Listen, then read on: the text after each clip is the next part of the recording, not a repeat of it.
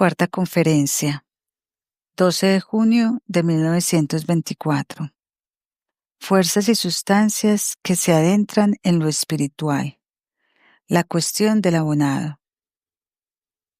Como ustedes han visto en la elaboración de métodos por parte de la ciencia espiritual y también en el caso de la agricultura, se trata de encarar la naturaleza y el obrar del espíritu en ella en sus aspectos más amplios y abarcantes, en los grandes ciclos, mientras que la ciencia natural materialista ha llegado a limitarse cada vez más a los ciclos pequeños, a lo diminuto. Aun cuando en el caso de algo como la agricultura, uno no se enfrente de entrada con lo que es más absolutamente pequeño, con lo microscópico, con lo cual uno se ve confrontando tan a menudo en las demás ciencias naturales. Uno tiene que ocuparse, no obstante, con pequeños ciclos y con lo que puede conocerse a partir de los mismos. Pero el mundo en el cual viven el hombre y los otros seres de la tierra no puede juzgarse solo en base a estos pequeños ciclos. Proceder así, como procede hoy en día la ciencia corriente, sería frente a lo que realmente importa en la agricultura, como pretender conocer la naturaleza íntegra de un hombre en base a su meñique y al lóbulo de su oreja, y construir, a partir de ahí, lo que se quiere estudiar. Frente a ello tenemos que plantear nuevamente, y esto es hoy en día de la mayor importancia imaginable, una verdadera ciencia que se ocupe de los grandes nexos vigentes en el mundo. Las tonterías científicas imperantes hasta hace relativamente poco tiempo en relación con la alimentación del hombre, por ejemplo, ponen en evidencia la necesidad de autocorrección de lo que hoy comúnmente se llama ciencia y de lo que comúnmente se llamaba ciencia hace algunos años. Las aseveraciones eran totalmente científicas. Se habían demostrado científicamente y la demostración era inobjetable una vez se aceptaba las premisas en cuestión. Se había demostrado científicamente que un ser humano con un peso promedio de 70 a 75 kilos requería alrededor de 120 gramos de proteínas. Como he dicho, estaba científicamente demostrado. Hoy en día, nadie que tenga una base científica cree en esta afirmación, porque la ciencia se ha corregido a sí misma. Hoy en día, cualquiera sabe que 120 gramos de proteínas no solo no son necesarios, sino que son claramente perjudiciales, y que el ser humano, en realidad, se mantiene sano en forma óptima con una ingestión diaria de solo 50 gramos. O sea que la ciencia se ha corregido a sí misma. Hoy en día se sabe que cuando se ingieren proteínas superfluas, originan realmente en el intestino sustancias digeridas a medias que tienen un efecto tóxico. Y si se estudia la vida entera del hombre y no solo el lapso en que se le administran las proteínas, se observa que la arteriosclerosis en la vejez es originada principalmente por los efectos tóxicos del exceso de proteínas. Así es que las investigaciones científicas referentes al hombre frecuentemente son erróneas debido a que solo consideran lo momentáneo. Pero la vida humana dura normalmente más de 10 años y los efectos perjudiciales de cosas anheladas y supuestamente beneficiosas con frecuencia sobrevienen muy tardíamente. La ciencia espiritual es menos propensa a caer en este tipo de error. No quisiera sumarme a la crítica gratuita que frecuentemente se lanza a la ciencia corriente debido a que ha de corregirse a sí misma en la forma que acabo de expresar. Se puede fácilmente comprender que esto es necesario y que no puede ser de otra manera. Pero por otro lado, es igualmente gratuito lanzarse contra la ciencia espiritual cuando pretende tomar parte en la vida práctica, porque se ve requerida a enfocar relaciones de la vida más abarcantes y porque al hacerlo así se le tornan manifiestas las fuerzas y sustancias que se adentran en lo espiritual, y no solo las fuerzas y sustancias groseramente materiales. Y esto también vale para la agricultura, muy especialmente en la cuestión del abonado. Diría que ya en la elección y uso de las expresiones por parte de los hombres de ciencia en lo concerniente a la cuestión del abonado, ya en eso queda en evidencia que apenas existe una concepción de lo que significa verdaderamente el abonado en el gran contexto de la naturaleza. Frecuentemente se escucha hoy en día la frase de que el abono contiene los nutrientes necesarios para las plantas.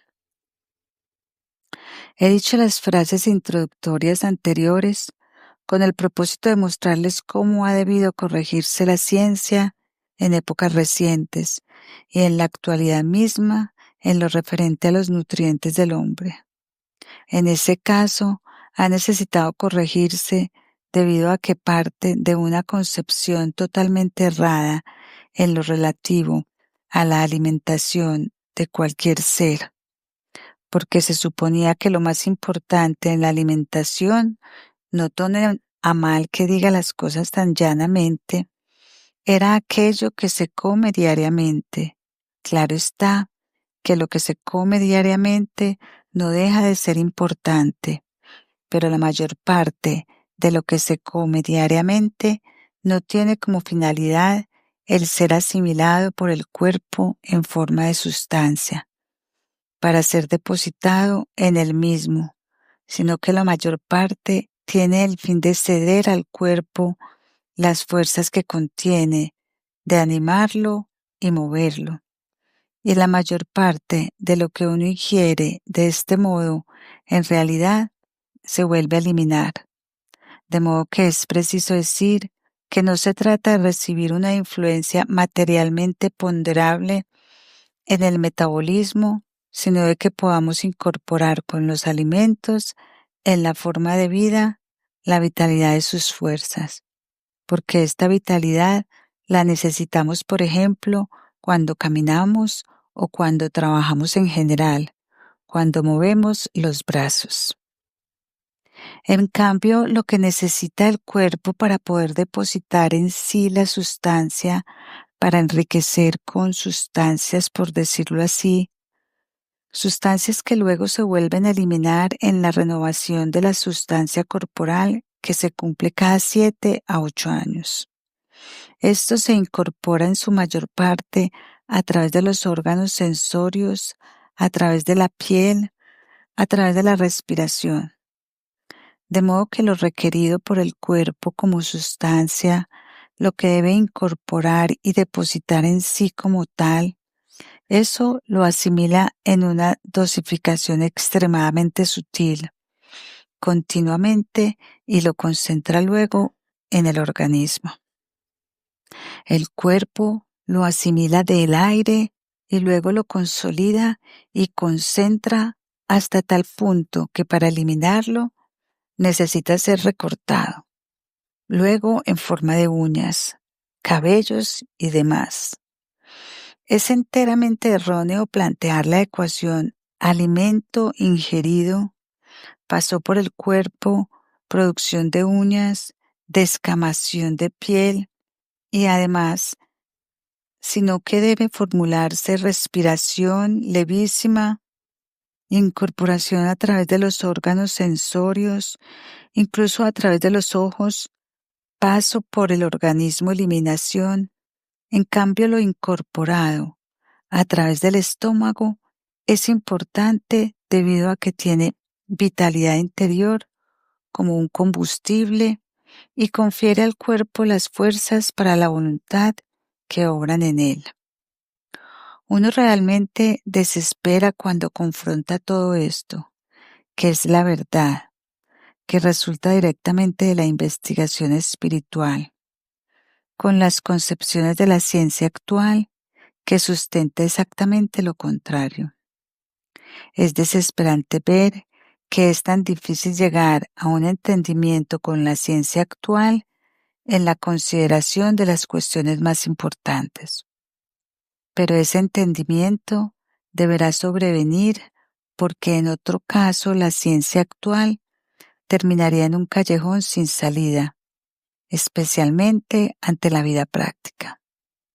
Y es que en su orientación actual simplemente no puede comprender ciertas cosas aunque están ante sus narices.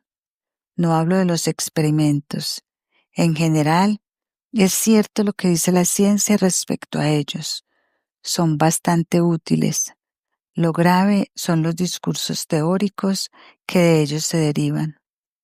De estos últimos se desprenden lamentablemente las indicaciones prácticas para los distintos ámbitos de la vida. Cuando uno considera todo esto, salta a la vista la dificultad de un entendimiento. Pero por otro lado, este entendimiento deberá sobrevenir en las esferas más prácticas de la vida a las cuales pertenece la agricultura. Verdaderamente, es preciso contar con conocimientos en los más diversos ámbitos de la vida agrícola, en lo referente al obrar de las sustancias, de las fuerzas y también del modo de actuar de lo espiritual, si se pretende tratar las cosas en la forma correcta. El niño que no conoce la finalidad de un peine lo muerde, lo utiliza de un modo absurdo, carente de sentido, y así también se emplearán las cosas de un modo absurdo, carente de sentido, mientras no se conozca su ser y esencia, mientras no se sepa qué ocurre en los casos que les interesan. Consideremos, para concretar ideas, un árbol. Ustedes ven un árbol, se distingue de una planta anual, común, en que ésta se limita al carácter herbáceo, y el árbol se rodea de una corteza de ritidoma y demás. ¿Cuál es entonces realmente la naturaleza del árbol en contraposición con la planta anual? Comparemos este árbol con un montículo de tierra particularmente rico en humus, que contenga grandes cantidades de sustancias de origen vegetal en distintos estados de.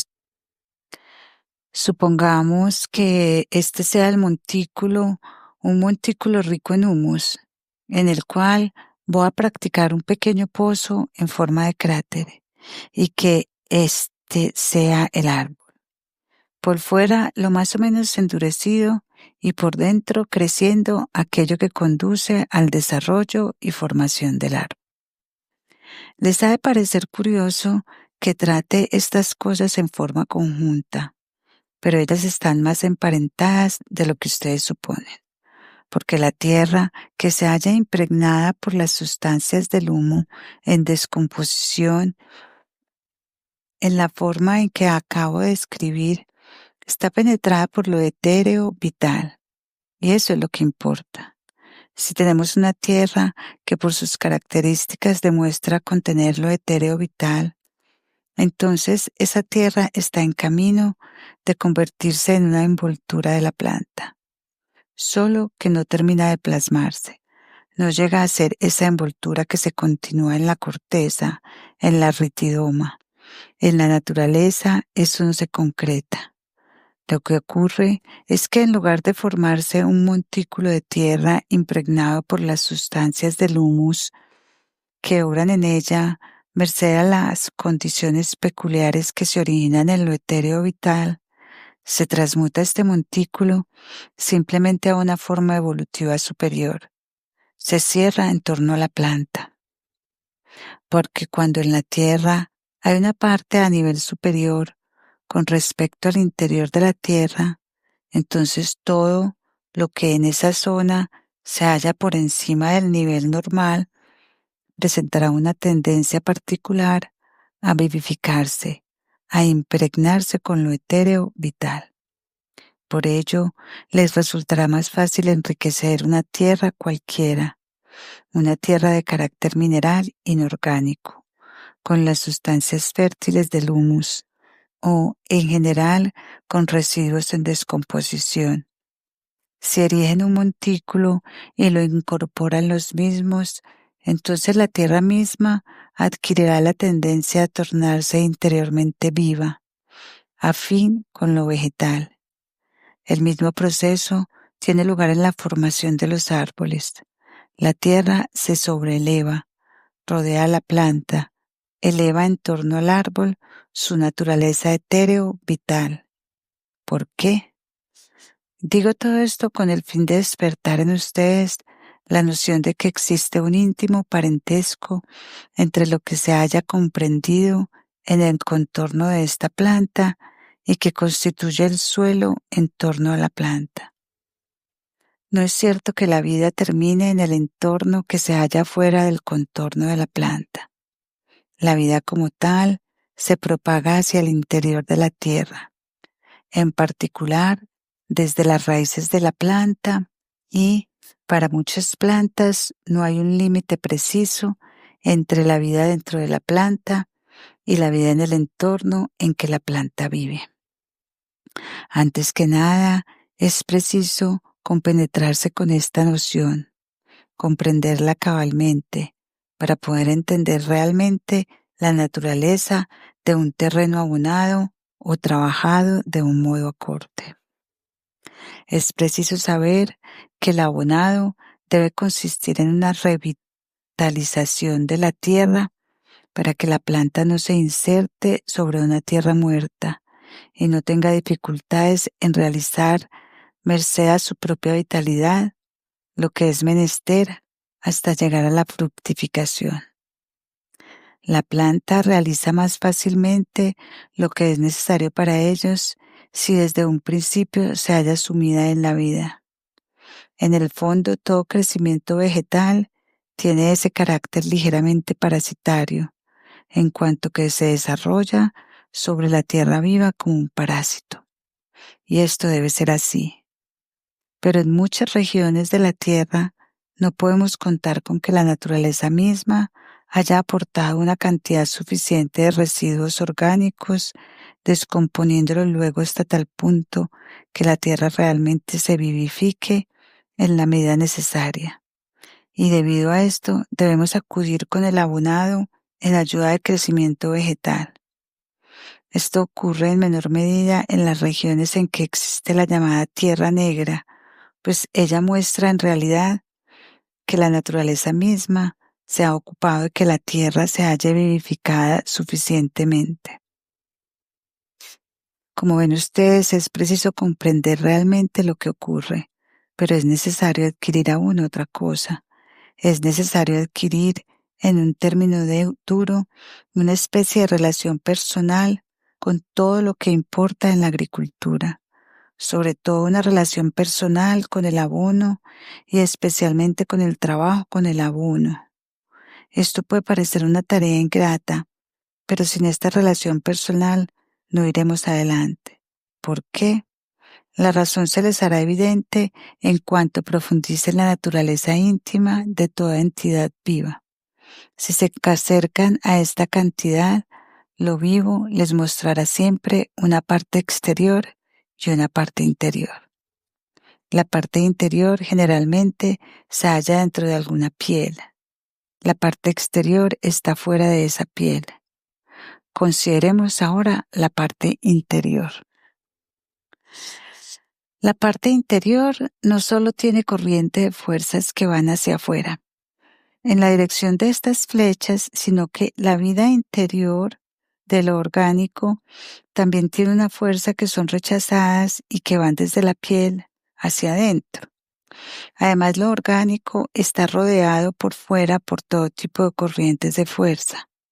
Ahora bien, existe algo que muestra muy exactamente, aunque en cierto modo de forma personal, cómo lo orgánico debe estructurar la relación entre su interior y su exterior.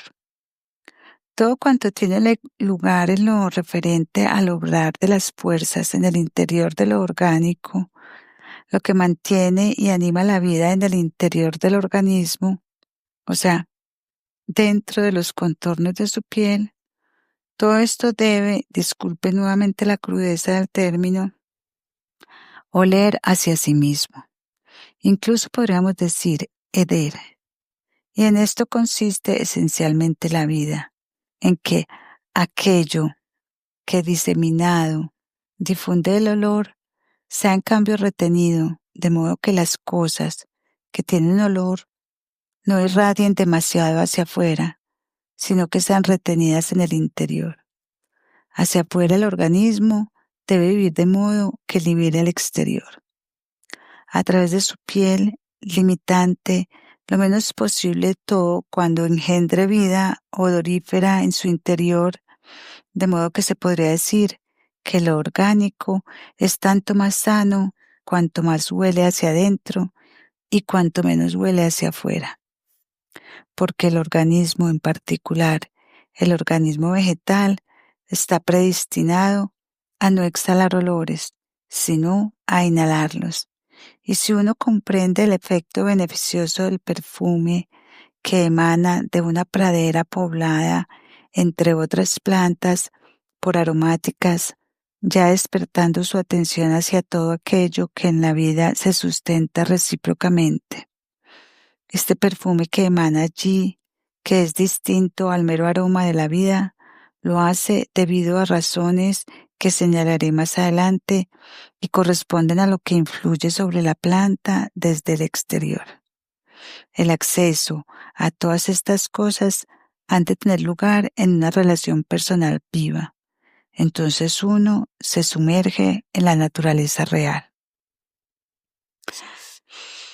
Ahora se podrá comprender que el abono y todo lo que se parezca debe consistir en vivificar el suelo en cierta medida, pero además en conferirle también la posibilidad de que tenga lugar en él lo que he señalado ayer especialmente, esto es, que el nitrógeno pueda definirse de modo tal que la vida, justamente con ayuda del nitrógeno, sea llevada siguiendo ciertas líneas de fuerza. De modo que al abonar debemos aportar a la tierra tanto nitrógeno como para que lo vivo pueda ser conducido precisamente hacia las estructuras del interior de la tierra, bajo las plantas, hacia los sitios en que la tierra debe sostener el crecimiento vegetal. Ese es el objetivo y debe realizarse entonces de un modo estrictamente acorde con las circunstancias imperantes.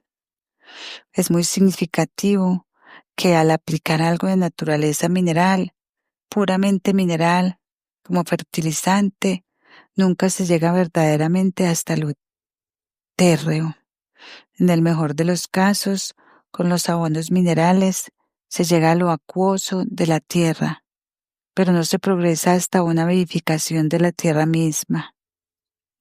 De ahí que las plantas que se hallan bajo la influencia de un abono mineral demostrarán en su crecimiento que están incentivadas solamente por un fortalecimiento en lo acuoso, no por una vivificación de lo térreo.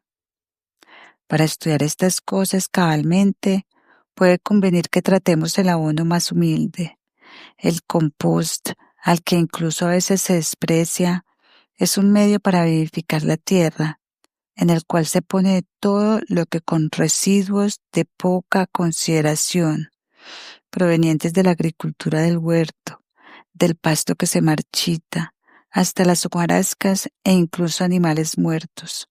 Estos residuos en realidad no debieran despreciarse, conservan aún no solo parte de lo etéreo, sino incluso parte de lo astral.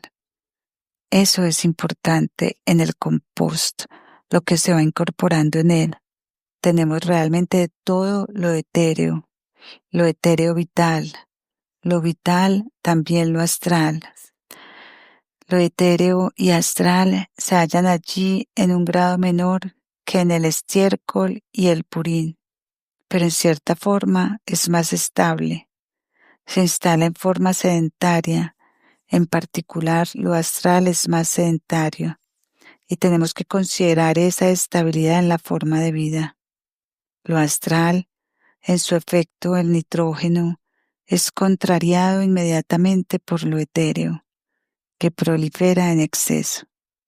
Una vida que prolifera excesivamente en lo etéreo, en cierta forma no permite que surja lo astral en el montón de compost.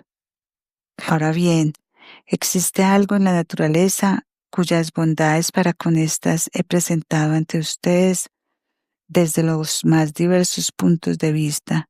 Se trata de lo calcáreo. Se agregan, pues, lo calcáreo al montón de compost, por ejemplo, en forma de cal viva. Se da la particularidad de que lo etéreo es captado por la cal viva sin que por ello se favorezca demasiado la volatización de lo astral. De esta manera, también es absorbido el oxígeno y lo astral puede desplegar en forma hermosa su actividad. Con esto se logra algo bien determinado. Se logra que al abonar con ese compost se confiera al suelo algo que presenta la tendencia de impregnar muy intensamente lo térreo con lo astral, sin pasar por lo etéreo. Imagínese, por tanto, que lo astral penetrará intensamente en lo térreo sin dar el rodeo de pasar por lo etéreo, de modo que lo térreo se astraliza, digamos, muy particularmente, y por la vía de lo astralizado se compenetra con el nitrógeno. Así surge algo que realmente se asemeja mucho a un proceso de carácter vegetal en el interior del organismo humano, pero de un carácter vegetal tal que asigna poca importancia a lo que estriba en la fructificación, o sea que se conforma con la generación de hojas y tallos. Ese proceso que conferimos a la tierra debemos tenerlo en nosotros para poder mostrar a los alimentos en la forma de vida el camino hacia esa vivificación y movilización cuya razón de ser les he explicado. Hacia esta misma vivificación y movilización conducimos al suelo si lo tratamos en la forma escrita, y con ello lo preparamos de modo que pueda producir algo que es especialmente beneficioso cuando es consumido por los animales, pues bajo su influencia desarrollan a su vez una viva actividad interior, activa y vivifican interiormente su cuerpo. En otras palabras, haremos bien en abonar nuestros pastos con este compost.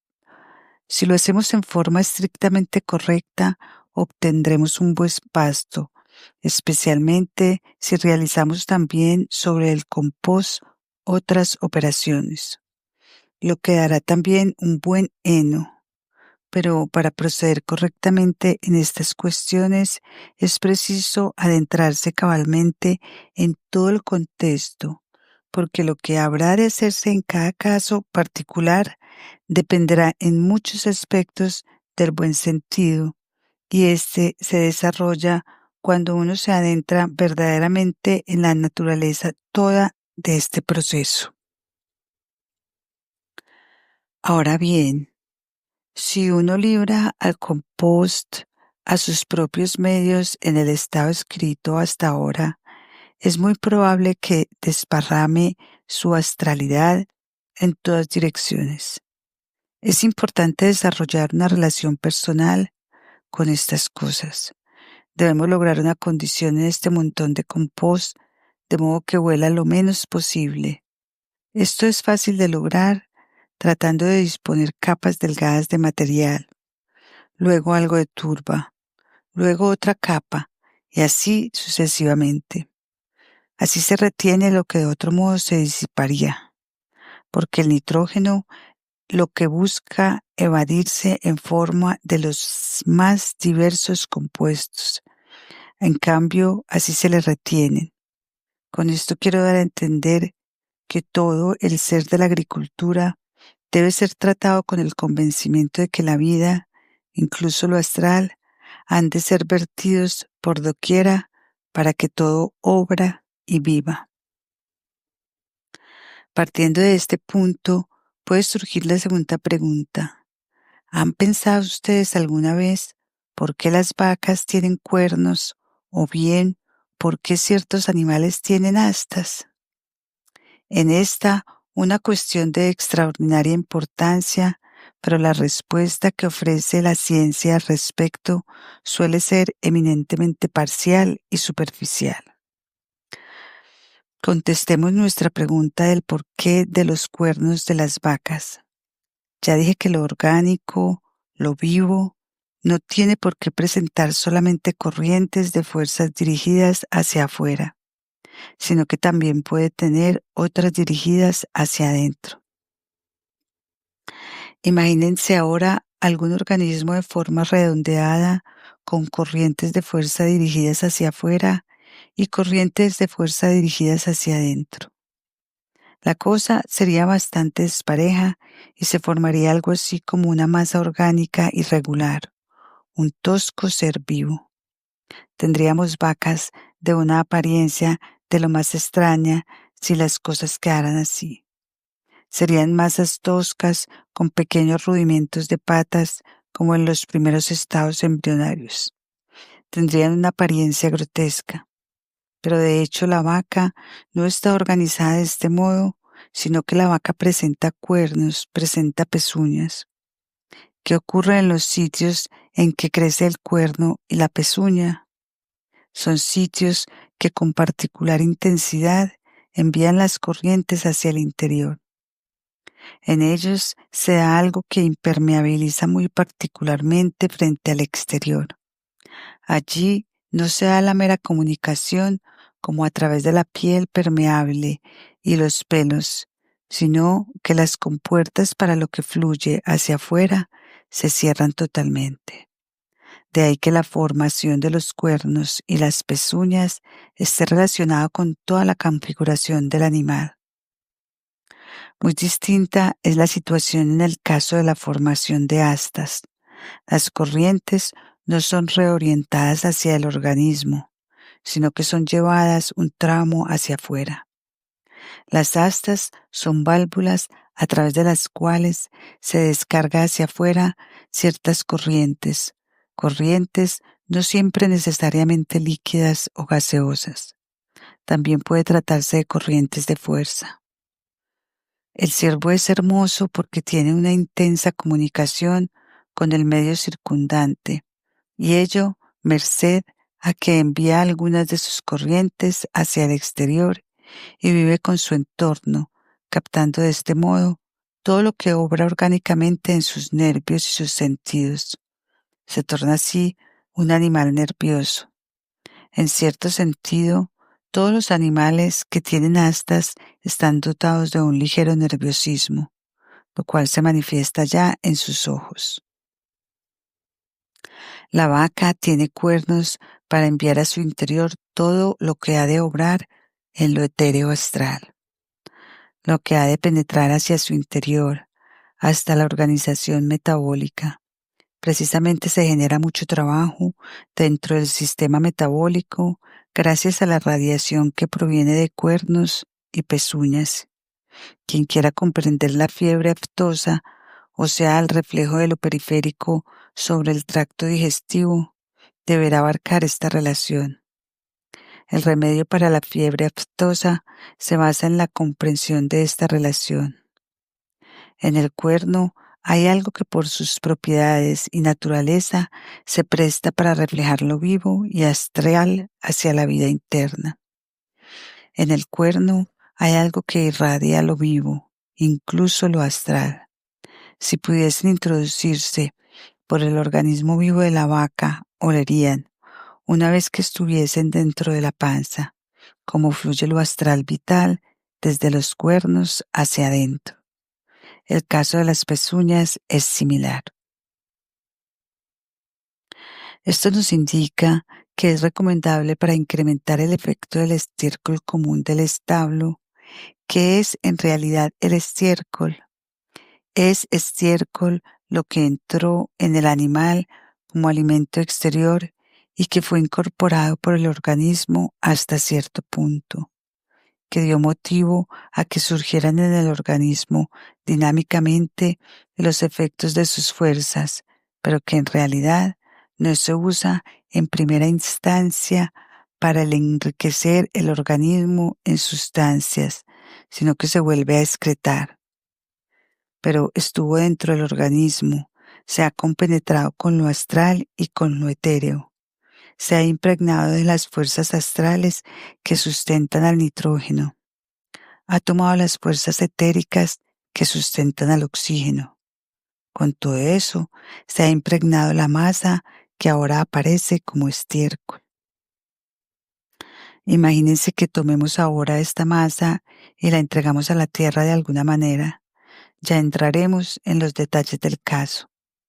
En realidad entregamos a la Tierra algo etéreo astral que se halla legítimamente en la panza del animal y que engendra allí, en la panza, fuerzas de naturaleza vegetal, porque las fuerzas que engendramos en nuestro tracto digestivo son de naturaleza vegetal.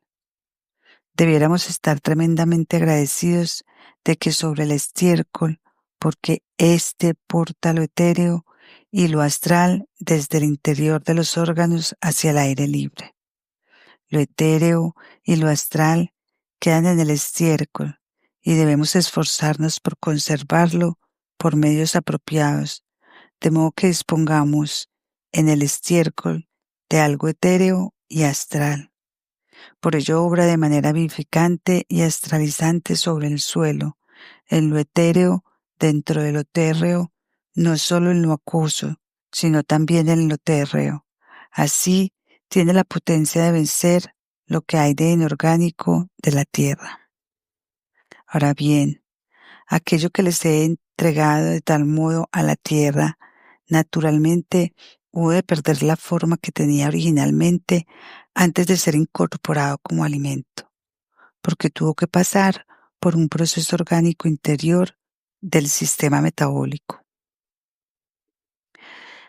En cierto sentido, se hallará en descomposición, en desintegración, pero lo mejor es que se halle justo en el punto en que sobreviene la desintegración, merced a sus propias condiciones etéreas y astrales.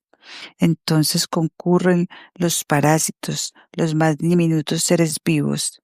Ellos encuentran allí una buena fuente de alimento. Por eso se cree también que estas criaturas parasitarias tienen algo que ver con la calidad del abono, pero en realidad son solo indicadores de que el abono se halla en tal o cual estado. Pueden tener importancia debido a que son indicadores de ese estado, pero si creemos que podemos mejorar radicalmente el abono mediante la inoculación de estas bacterias y medidas parecidas, estamos equivocados. La apariencia exterior puede sugerir en un principio que así fuese, pero en realidad no es así. Volveré más adelante sobre este tema y en qué sentido estas cosas no se dan así. Pero sigamos ahora. Tomemos el excremento de vaca que podamos obtener. Rellenemos con él un cuerno de vaca y ubiquémoslo a cierta profundidad dentro de la tierra, de 1/4 a medio metro de profundidad, en una tierra no demasiado arcillosa ni arenosa. Es mejor si la podemos elegir buena, que no sea arenosa.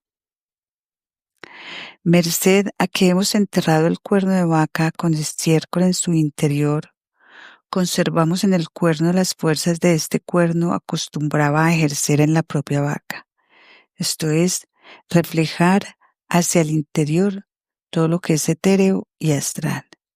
Debido a que el cuerno de vaca está exteriormente rodeado por tierra, todas las radiaciones que obran en el sentido de la eterización y la astralización convergen hacia el interior de la cavidad, y el estiércol contenido en este cuerno de vaca se vivifica interiormente con esta fuerza, que atraen de la tierra circundante todo lo etéreo y vivificante.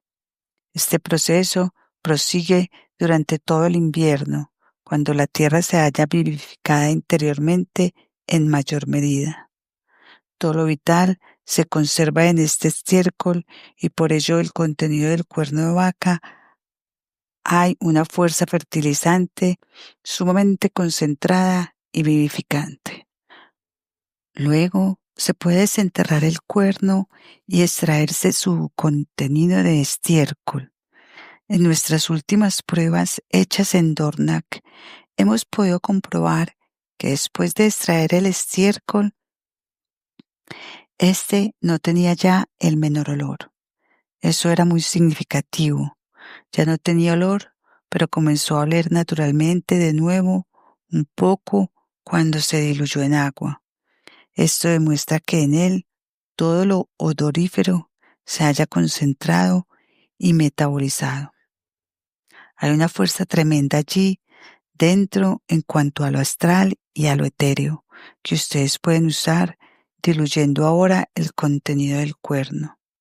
Una vez ha pasado el invierno enterrado en agua común, que quizá deba estar algo tibia, basta con observar la superficie a fertilizar, como lo he hecho yo mismo, para hacerse una idea de la cantidad a emplear. Así, para fertilizar con este abono una superficie de aproximadamente el mismo tamaño que la parte que va desde la tercera ventana hasta el primer pasillo transversal, unos 1.200 metros cuadrados, se requiere solamente un cuerno, cuyo contenido se diluye en medio balde de agua, más o menos, pero luego es necesario provocar una íntima unión del contenido del cuerno de vaca con el agua, revolviendo rápidamente en el borde del balde, en la periferia, de modo que en el interior se forma un embudo casi hasta el fondo, para que todo esté en movimiento rotativo. Luego se invierte rápidamente el sentido de todo lo que ahora todo se entrevere como en un remolino que acabe girando en sentido contrario. Si esto se continúa por espacio de 1 hora, se logrará una compenetración a fondo entre agua y estiércol. Consideren ustedes cuán poco es el trabajo requerido. No será mucho el trabajo dedicado a estos menesteres. Es más, puedo imaginarme los habitantes de la granja que de otro modo estarían desocupados, teniendo un placer especial en revolver estiércol de esta forma. Al menos al principio de esta cuestión, si los hijos o hijos de la casa se ocupan de hacerlo, podrían llevarse a cabo de modo más maravilloso, porque es una sensación muy agradable descubrir cómo se va generando un perfume tenue a partir de lo que carecía de perfume por completo, y la relación personal que ustedes pueden desarrollar hacia estas cosas tiene un efecto extraordinariamente benéfico para el hombre, al que por lo general le agrada observar la naturaleza y vivenciándola, y no meramente como lo indican las guías turísticas. Después, solo se tratará de esparcirlo sobre la tierra arada para que sea una con ella. En superficies pequeñas, esto puede hacerse con ayuda de una pulverizadora común. Se sobreentiende que será necesario construir máquinas especiales para superficies más grandes, pero si se lograra combinar el abono habitual con esta especie, diría de estiércol espiritual, verán qué gran fertilidad puede surgir de hacer estas cosas. Se verá particularmente que esto puede desarrollar de un modo extraordinario, porque a la medida que acabo de escribir, se le puede agregar otra, que puede consistir en lo siguiente. Se toman nuevamente cuernos de vaca y se los llena, esta vez no con estiércol, sino con cuarzo o sílice, o también con ortoclasa feldespato, que haya sido molido previamente hasta la textura de harina. Se prepara una papilla con el cuarzo molido de consistencia bastante líquida y se rellena con ella el cuerno. Ahora, en lugar de dejar hibernar el cuerno de vaca, se le expone al verano, Se desentierra luego de haber pasado el verano, a finales de otoño, y se conserva el contenido hasta la primavera siguiente. Luego se toma lo que de este modo estuvo expuesto a la vida estival de la tierra y se trata de un modo semejante, solo que ahora se requieren cantidades mucho más pequeñas, una pizca de tamaño de un guisante mezclado y revuelvo durante 1 hora en un balde con agua, incluso una pizca del tamaño de una cabeza de alfiler. Si ustedes rocían esto sobre las mismas plantas, la medida mostrará sus bondades, sobre todo para las verduras y similares. No en forma de lluvia grosera, sino de un fino rociado, verán cómo esto apoyará los efectos que vienen del otro extremo de la tierra, gracias al estiércol del cuerno de vaca.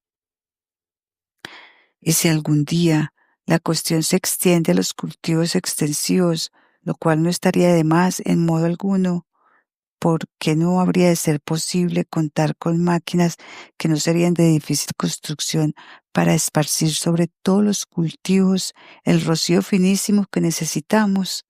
Entonces verán cómo el estiércol del cuerno impulsa a la vegetación desde abajo y la sílice del cuerno tira desde arriba, ni mucho ni demasiado poco. Y el efecto podría ser maravilloso, especialmente en la producción del grano. Como ven ustedes, estas cosas se obtienen a partir de consideraciones que tienen un radio de alcance mayor, no solo de aquello que se tiene particularmente entre manos. Realmente esto último equivaldría a pretender construir, de un modo teórico, al ser humano íntegro a partir de su meñique.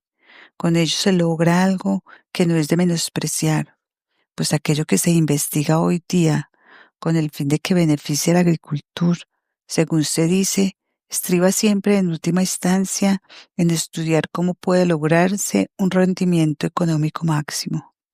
No hay mucha más preocupación que esa. Aunque uno no lo esté pensando constantemente, eso es lo que hay en el fondo de la cuestión. Y entonces uno se sorprende como agricultor cuando se obtienen grandes éxitos. Momentáneamente, con alguna medida, se obtienen grandes patatas, algo que tiene volumen, que se infla. Pero luego no se prosigue con la investigación porque no es todo esto lo que más importa en la cuestión. Lo que más importa es que cuando los productos se encuentran con el ser humano, les sean de provecho para su existencia en grado máximo. Ustedes pueden ciertamente cultivar algún fruto de excelente aspecto en el campo o en el huerto frutal. Podrá quizás llenar el estómago del hombre, pero no beneficiará orgánicamente su existencia interior. Actualmente, la ciencia no puede llegar al punto de establecer cuál es el mejor alimento para el organismo humano, porque en modo alguno encuentra el camino para ello. En cambio, ustedes ven que lo dicho a partir de la ciencia espiritual se basa en una consideración omniabarcante de la naturaleza. Se conciben las cosas a partir de la totalidad. De ahí que lo anunciado para alguna situación en particular esté de acuerdo con el todo. Cuando se practica la agricultura de esta forma, sencillamente no puede haber otra posibilidad más que la de un resultado óptimo para el hombre y los animales. Incluso en las consideraciones se parte de todo momento del hombre. El hombre es la base. De esa forma han surgido las indicaciones dadas, a fin de que la naturaleza humana se mantenga de la mejor manera. Esto es lo que distingue a este enfoque de aquellos otros que están en boga hoy en día. Sesión de preguntas y respuestas. 12 de junio de 1924. Dilución, agitación y distribución del preparado de estiércol. Almacenamiento y empleo de los cuernos de vaca. Impulsar la semilla hacia el caos. Cualidades reproductivas y alimenticias en los cereales. Pregunta: ¿sigue la dilución una forma aritmética? Respuesta: será necesario hacer todavía algunos comentarios al respecto.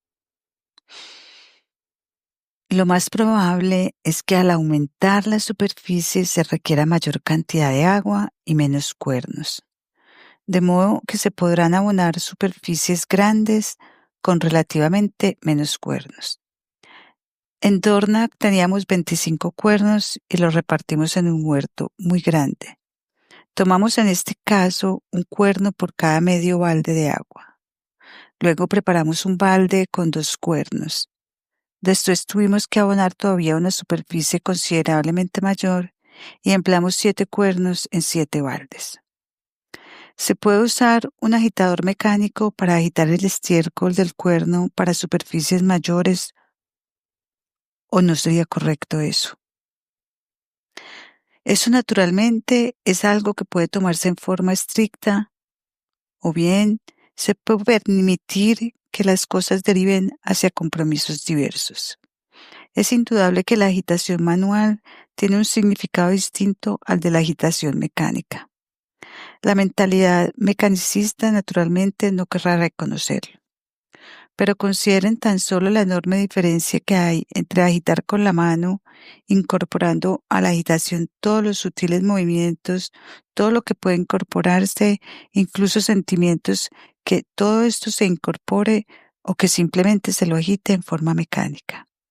Naturalmente, la gente de hoy día no cree que esta diferencia importe, pero lo mismo se ve en la medicina.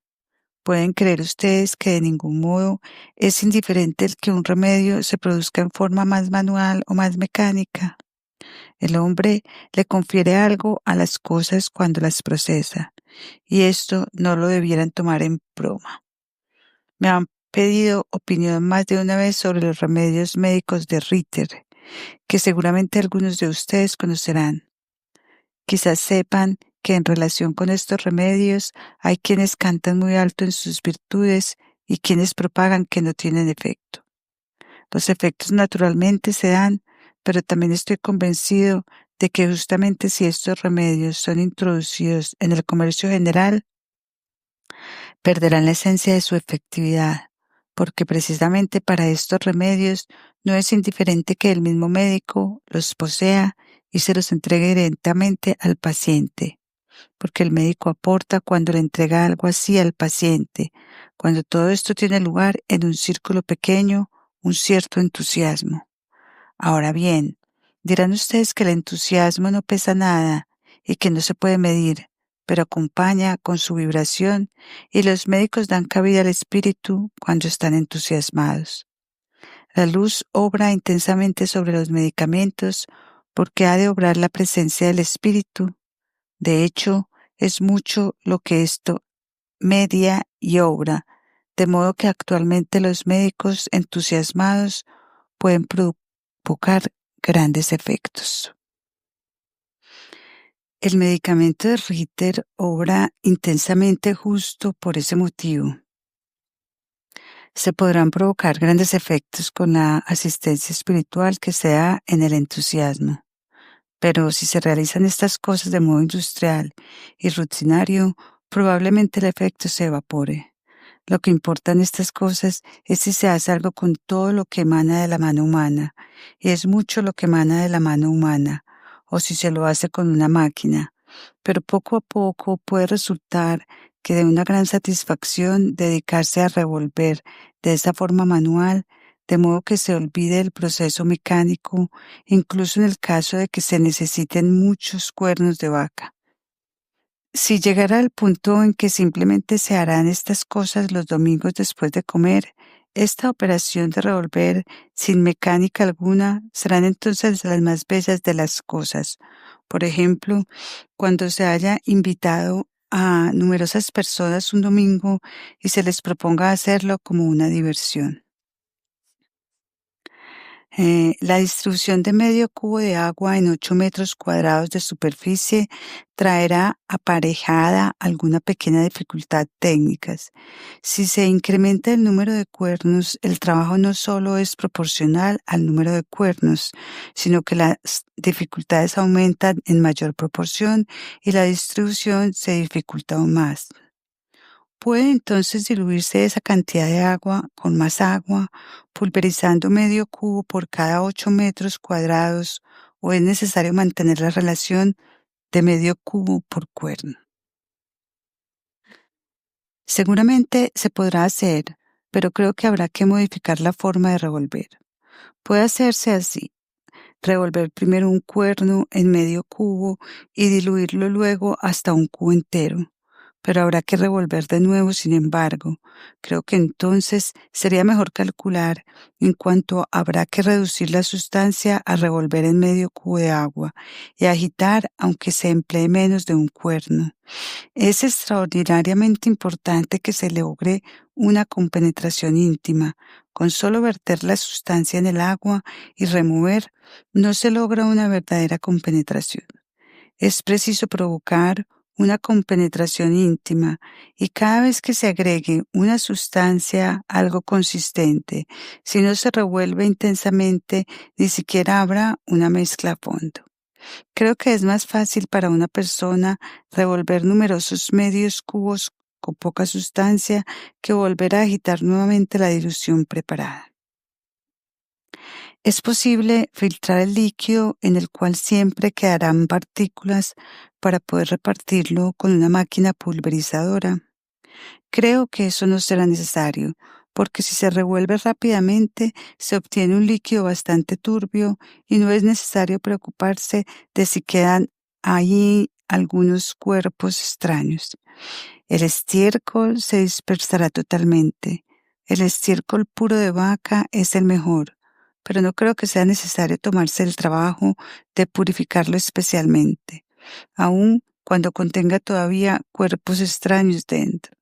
Si hubiese componentes extraños, podrían tener eventualmente un efecto muy beneficioso, antes que adverso, porque en la concentración y dilución posterior, de hecho, no obra más que la radiación, no ya las sustancias, solo la radiación dinámica, de modo que no correrán el peligro de que en los lugares donde hubiese caído un cuerpo extraño, tuviesen patatas con grandes brotes, pero nada debajo.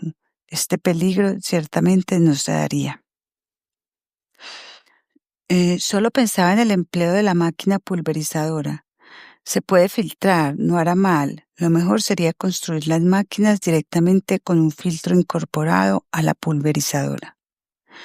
No dijo si había que pensar la masa extraída del cuerpo para obtener una relación proporcional. El medio cubo es de un balde suizo o una indicación en litros. Yo he usado un cubo suizo, el cubo de ordeñar en Suiza. Todo ha sido ensayado buscando lo más práctico. Habría que reducirlo a relaciones en peso. ¿Pueden usarse los cuernos de vaca más de una vez o deben para siempre de animales sacrificados?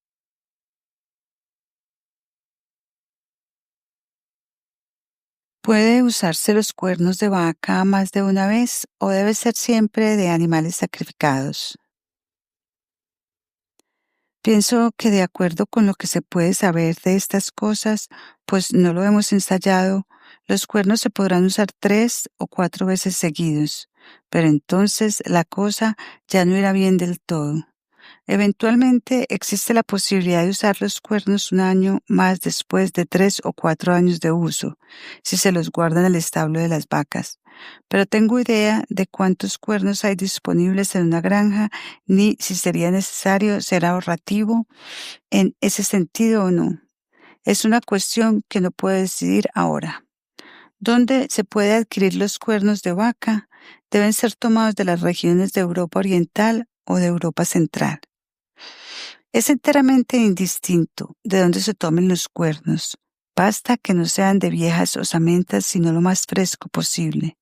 Sin embargo, por paradójico que parezca, la vida en el hemisferio occidental es totalmente distinta de la vida en el hemisferio oriental.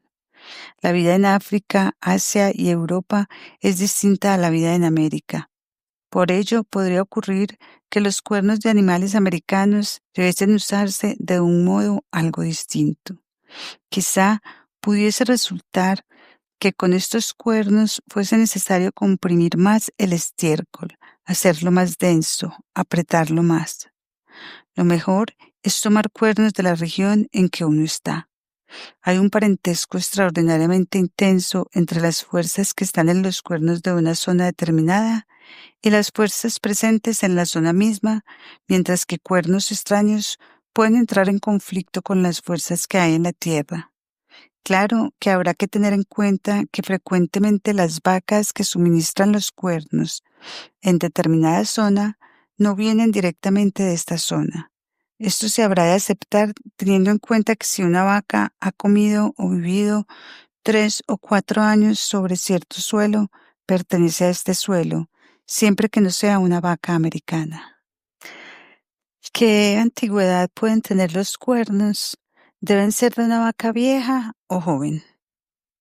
Creo, y todo esto habrá que comprobarlo, que de acuerdo con la naturaleza intrínseca de la cuestión, los cuernos de una vaca de mediana edad debieran ser los mejores.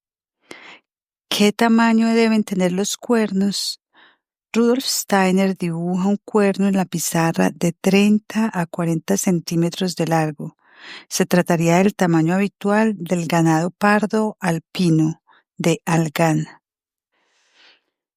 Pregunta: ¿no es importante si el cuerpo proviene de un buey, un toro o una vaca?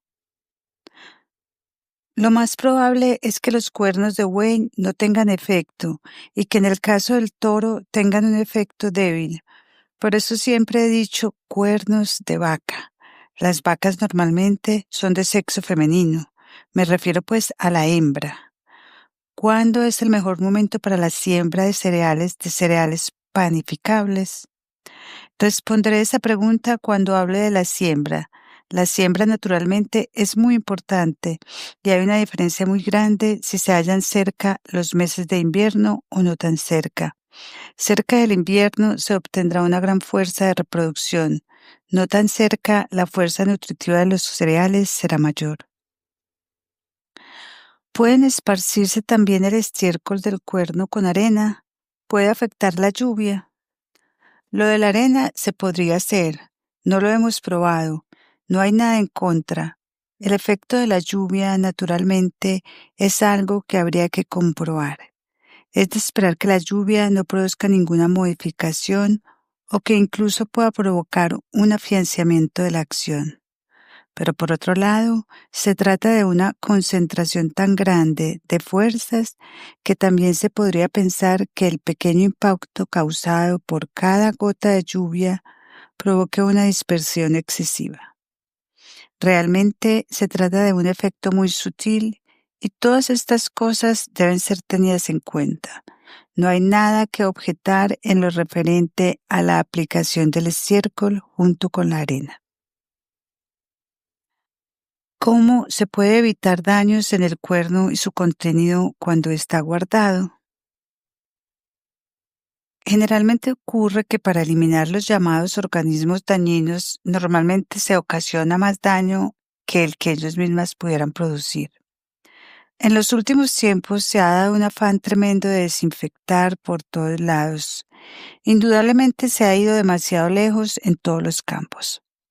Ha ocurrido en el caso de nuestros medicamentos que para evitar absolutamente la posibilidad del enmohecimiento,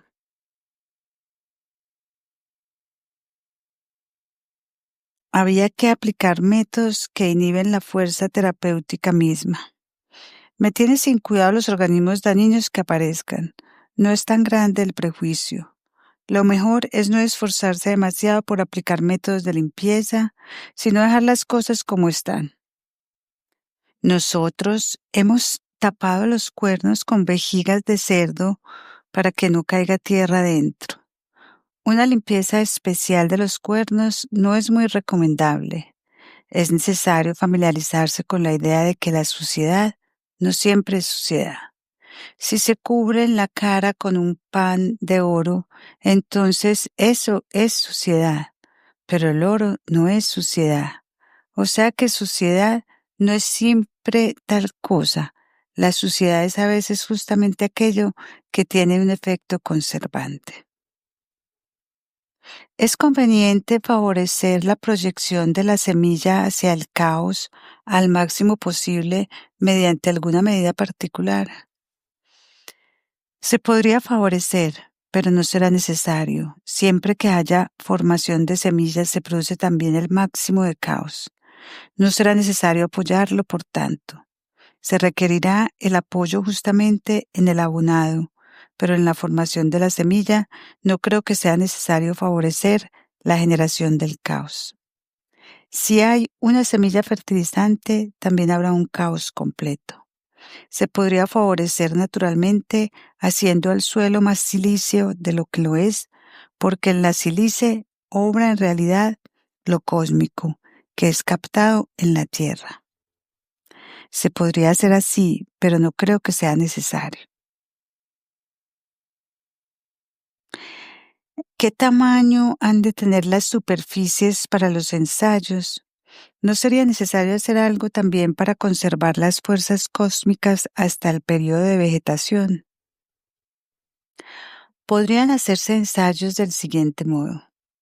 Es relativamente fácil indicar las directrices generales, pero el tamaño más adecuado para cierto fin deben en realidad hallarse individualmente por medio de los ensayos correspondientes, lo cual es comparativamente fácil. Plante usted trigo y esparceta en 2 parcelas vecinas, por ejemplo. Allí tendrán ahora la posibilidad de observar cómo se contrarresta la formación de semillas en una planta que tiende fácilmente hacia la fructificación.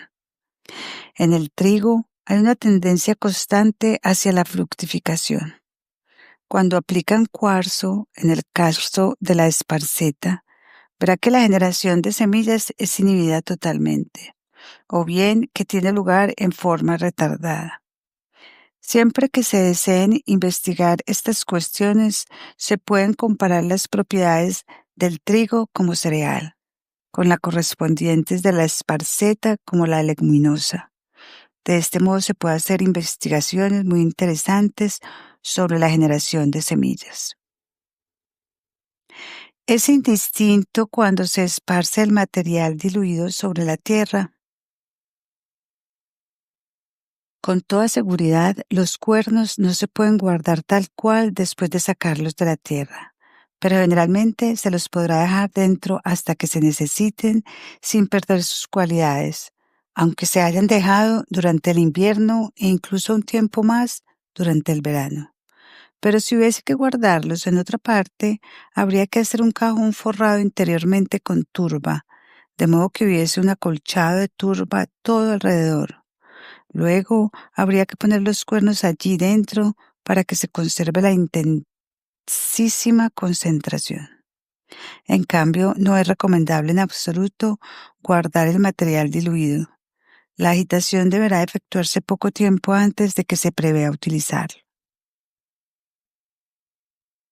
Cuando se quiere tratar un cereal de invierno, puede emplearse los cuernos 3 meses después de desenterrados.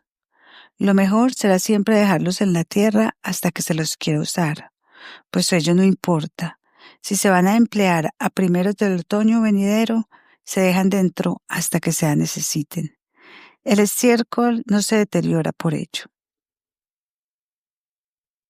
No se perderán las sutilezas fuerzas etéreas y astrales en la pulverizadora debido a la fina dispersión del líquido. Seguro que no. Se hallan fijadas de manera muy estable. En general, el temor a que se escape lo espiritual, una vez fijado, debiera ser menor que en el caso de lo material, salvo que lo echemos deliberadamente. ¿Cómo se tratan los cuernos con contenido mineral que fueron enterrados durante el verano? A estos no les afecta que se desentierren y se guarden en algún lugar. Los pueden amontonar en cualquier parte. La sustancia enterrada durante el verano no se ve afectada. Puede quedar expuesta al sol. Esto incluso puede ser de provecho. Es necesario enterrar los cuernos en la tierra que luego se desea fertilizar, o se los puede enterrar todos juntos en algún otro lugar. La diferencia será tan pequeña que no merecerá mayor atención. En la práctica, será mejor elegir un sitio que tenga tierra relativamente buena, o sea, tierra no muy mineralizada, sino rica en humus, y allí pueden enterrarse juntos todos los cuernos que se necesiten. ¿Qué pasa si se usan máquinas en la agricultura? ¿No se dice acaso que no deberían usarse máquinas? Efectivamente, esta es una cuestión que en el fondo ni siquiera se puede contestar teniendo solo en cuenta a la agricultura. Sin duda que dadas las condiciones de la vida social actual, carecen de actualidad preguntarse si es lícito usar máquinas. Hoy en día, difícilmente se puede ser agricultor sin usar máquinas. Además, naturalmente, no todos los procesos están tan emparentados con los procesos más íntimos de la naturaleza, como sucede justamente con esta agitación y cosas parecidas, a los cuales no debiera uno abordar con lo meramente mecánico. La naturaleza misma vela en relación con los otros elementos de los que he hablado, para que no sea posible lograr mucho con máquinas allí donde éstas se hallan fuera de lugar. En la generación de la semilla, la máquina no puede hacer mucho. Eso lo resuelve la naturaleza misma.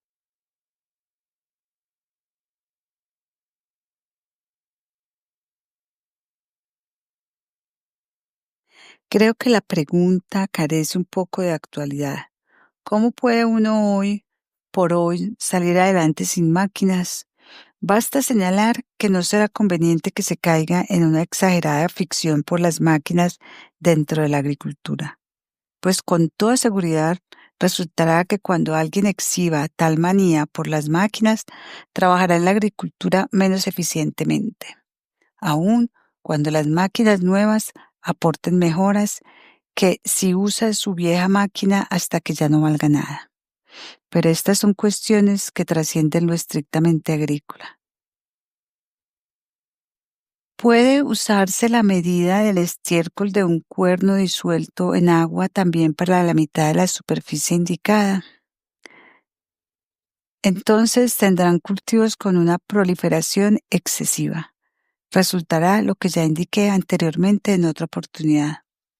Si lo aplican para el cultivo de patatas, por ejemplo, o algún otro cultivo, obtendrán plantas con una proliferación excesiva, tallos abundantes y extensos, y lo que realmente buscan no se desarrollará.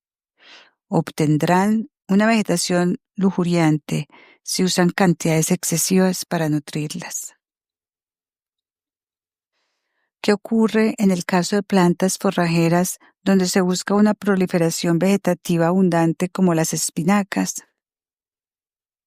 Creo que incluso en ese caso no usaremos más que ese medio cubo de agua para un cuerno, como lo hemos hecho nosotros mismos en Dornach, para una superficie que correspondía a la de un huerto. Para los cultivos extensivos que se cultivan en superficies mayores, se requerirá menos cantidad. Esa será la proporción óptima. Es indistinto qué tipo de estiércol se emplee, estiércol de vaca, de caballo o de oveja. El mejor material para este procedimiento es sin duda el excremento de vaca, pero podría caber una investigación sobre si se puede emplear excremento de caballo.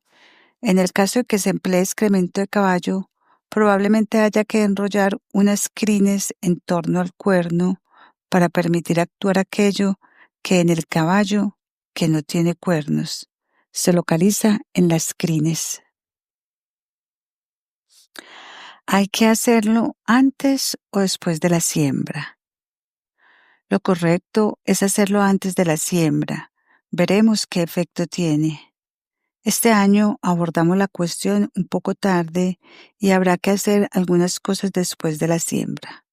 De modo que veremos si eso es inconveniente, pero naturalmente lo correcto es hacerlo antes de la siembra para que el suelo ya haya recibido la influencia. Se pueden volver a usar los cuernos del estiércol también para poner el mineral de silicio. Se puede, pero no más de 3 o 4 veces. Sus fuerzas se pierden tras haber sido usados 3 o 4 veces. Es importante que persona realice el trabajo o pueden ser personas cualesquiera las que lo lleven a cabo o deben ser antropósofos. Eso habrá que verlo. Si hoy plantean esta pregunta, no se la tomarán en serio. Les recuerdo que hay personas cuyas plantas en los alféizares prosperan maravillosamente. Con otras personas no prosperan en absoluto, sino que se secan. Estas cosas son un hecho. Todo lo que ocurre con la participación humana misma es inexplicable exteriormente, pero muy entendible interiormente para la mirada espiritual.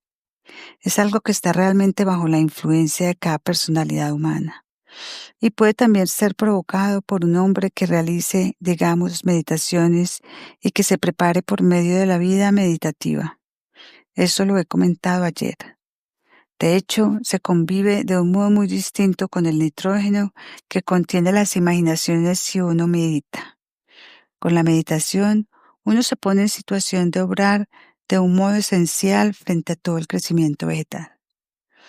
Pero hoy esto no es tan evidente como lo fue alguna vez. En épocas en que estas cosas eran reconocidas por todos, pues hubo épocas en que la gente realmente sabía que mediante ciertas prácticas a las que se entregaban, simplemente se tornaban aptos para el cuidado del crecimiento vegetal. Hoy día, que no se consideran estas cosas, el común de las gentes impide estos fines y sutiles efectos. Se pierden si uno anda constantemente entre gentes que no creen en ellos. Por tanto, es muy fácil refutar las argumentaciones sobre lo que se podría conseguir de este modo. Por ello me siento aún algo inhibido de hablar libremente de estas cosas ante una concurrencia tan numerosa, porque hoy día, dadas las circunstancias de la vida, pueden ser fácilmente refutadas. Nuestro amigo Stegeman ha planteado una pregunta sumamente escabrosa en la reunión del Salón Bock. Si se pueden combatir los parásitos por medio de la concentración mental y similares. No hay duda que si lo hacen correctamente es posible, si en particular se estableciese una especie de jornadas festivas en la época que va de mediados de enero a mediados de febrero, en que la Tierra despliegue sus mayores fuerzas, que en efecto se hallan concentradas en grado máximo en la Tierra. Y si durante estas jornadas se practicasen dichas concentraciones, entonces seguramente podrían ver sus efectos. Como ya dije, es una cuestión escabrosa, pero que admite una respuesta afirmativa en el sentido señalado. Solo que entonces habrá que realizar esto en armonía con toda la naturaleza. Es necesario saber que es muy distinto realizar un ejercicio de concentración en medio del invierno o en pleno verano. En los proverbios populares se halla contenido mucho que aún puede dar al hombre actual sugerencias importantes. Hasta ayer podría haber comentado muy bien que entre las múltiples cosas que he debido hacer en esta encarnación, pero que no puedo llevar a cabo, estaba la idea que había tenido cuando era joven de escribir una especie de filosofía del hombre de campo, de transcribir el mundo de las concepciones del hombre de campo. De ahí podría haber resultado algo extraordinariamente hermoso. Hubiese quedado desvirtuada la afirmación del conde de que los campesinos son tontos. Hubiese resultado una sabiduría sutil, una filosofía que discurre de un modo verdaderamente grandioso sobre las intimidades de la vida de la naturaleza. Incluso ya a partir de cómo se acuñan los términos, uno realmente se asombra de todo lo que el hombre de campo sabe acerca de lo que tiene lugar dentro de la naturaleza. Ya no es posible escribir esta filosofía del hombre de campo, pues en nuestra época las cosas se han perdido totalmente en la mayoría de los casos. Hoy ya no es como hace 40 o 50 años. Sí, eso era algo sumamente importante, porque allí se podía aprender con los campesinos mucho más que en la universidad. pero ciertamente era otra época. Uno vivía con los campesinos en el campo, y cuando venía esa gente con sombreros de ala ancha que luego inició el movimiento socialista actual, se trataba de algo fuera de lo común. Hoy el mundo entero se ha transformado. Las damas y caballeros más bien jóvenes aquí presentes no se imaginan cuánto ha cambiado el mundo en los últimos 30 a 40 años. Y hoy ya se ha perdido mucho de lo realmente hermoso que se daba en los dialectos populares, y más aún de la filosofía de los campesinos propiamente dicho, que era una especie de filosofía cultural. Incluso en los almanaques de los campesinos se leía entonces cosas que hoy ya no se ven. También su presentación era distinta, simpática y acogedora. Recuerdo almanaques de campesinos para los que se usaba un papel muy ordinario, pero dentro estaban los signos de los planetas en colores y fuera había un caramelito sobre la portada. Eso era lo primero que uno encontraba, un caramelito diminuto, y se le podía pasar la lengua cada vez que se usaba el libro. Así, realmente daba gusto usar el libro, y las personas lo usaban una tras otras. Cuando se abonan superficies mayores, es preciso trabajar exclusivamente con el buen sentido en relación con la cantidad necesaria de cuernos. No aconsejaría ese proceder. Es un caso así, creo que realmente es preciso ser racional. Yo diría que en primera instancia, con ensayos dictados por el buen sentido, se haga todo lo posible para establecer cómo obtener los mejores resultados, y que luego se comience a poner estas cosas en cifras para dar satisfacción al mundo, de modo que entonces habrá verdaderas tablas y la gente podrá usar estas tablas. Yo aconsejaría que si alguno está predispuesto, de acuerdo con su idiosincrasia, a confiar en su buen sentido, que lo haga, pero que no se comporte luego frente a los demás como demostrando un desprecio por esas tablas, sino que proporcione las cosas en cifras y tablas que permitan hacer los cálculos necesarios. Realmente se deberían transformar todo en términos y sumas y calculables. Es lo que hoy verdaderamente se necesita. Necesitamos cuernos de vaca para llevar la cosa a cabo, pero no necesitamos cuernos de toro para defenderla. Justamente esto es lo que tan fácilmente provoca oposición. Quisiera recomendar que se avengan soluciones de compromiso en lo posible y tengan en cuenta los juicios de terceros. Se puede agregar cal viva al compost en los porcentajes que se recomiendan hoy en día. Los procedimientos clásicos resultarán eficaces. Solo habrá que precisar un poco según se trate de suelo arenoso o un suelo turboso. En el caso del suelo arenoso se requiere algo menos de cal viva, mientras que en el suelo turboso requiere algo más de cal viva debido a su tendencia a la acidificación. ¿Qué hay respecto a dar vueltas a los momentos de compost? Eso no les hará mal. Naturalmente, habrá que proteger todo con una capa de tierra dispuesta por fuera. Una vez que se haya volteado el compost, es especialmente provechoso usar para ello turba o tierra turbosa. ¿Cuál es el potasio que pudiera emplearse en una etapa de transición? Un compuesto potásico magnésico.